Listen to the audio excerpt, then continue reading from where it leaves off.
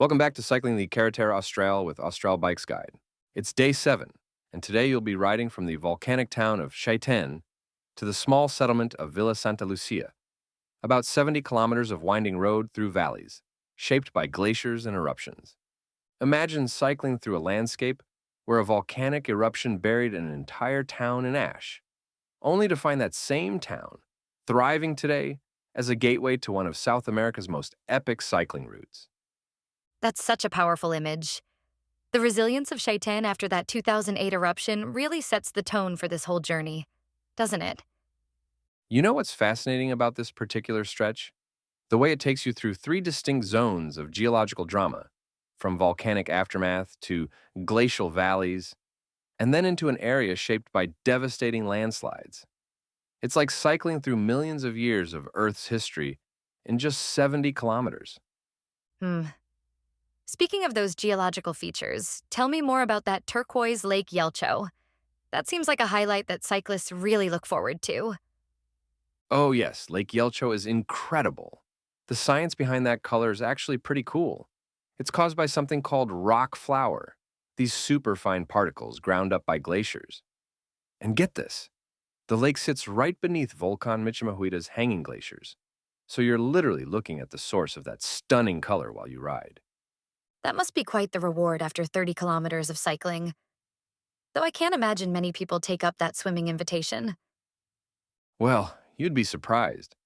Some of the more adventurous cyclists actually do take the plunge. The water stays around 4 degrees Celsius year-round. That's about 39 Fahrenheit. But here's what's really interesting. That cold water is crucial for the local ecosystem, supporting some of Patagonia's most unique fish species. So, what happens when cyclists reach that massive red steel bridge? That seems like quite a contrast to all this natural beauty. That bridge is actually a fascinating piece of engineering.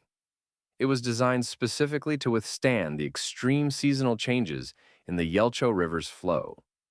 And you know what's cool?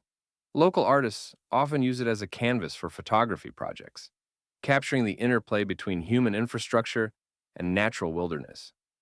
That's really interesting. And then the route takes quite a serious turn as you approach Villa Santa Lucia, right? Exactly. The 2017 landslide there was catastrophic. We're talking about 7 million cubic meters of debris that came down in less than 5 minutes. It completely reshaped the valley and, sadly, took several lives. But here's what's remarkable. The community didn't just rebuild, they developed new early warning systems that now help protect cyclists and locals alike. That must make those weather warnings about rain and landslide prone areas feel very real to cyclists passing through. You better believe it.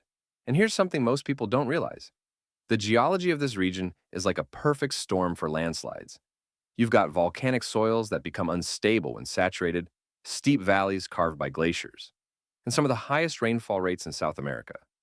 In fact, this area can get up to 4,000 millimeters of rain annually. That really puts the importance of those basic services in Villa Santa Lucia into perspective, doesn't it?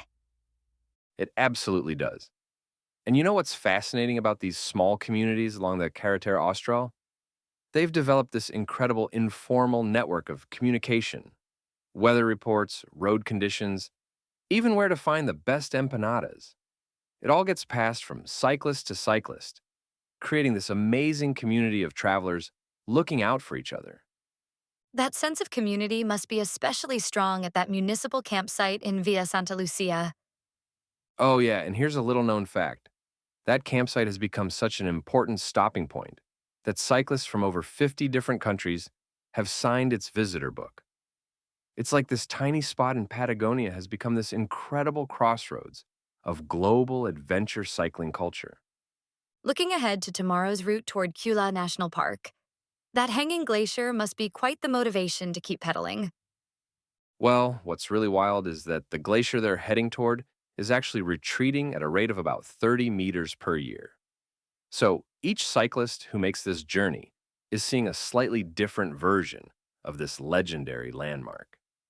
It's like this powerful reminder of how our planet is constantly changing. Just like the volcanic and landslide zones they pass through today, That makes this whole route feel like more than just a cycling adventure. Exactly right. It's really a journey through time, through geology, and through human resilience. And you know what?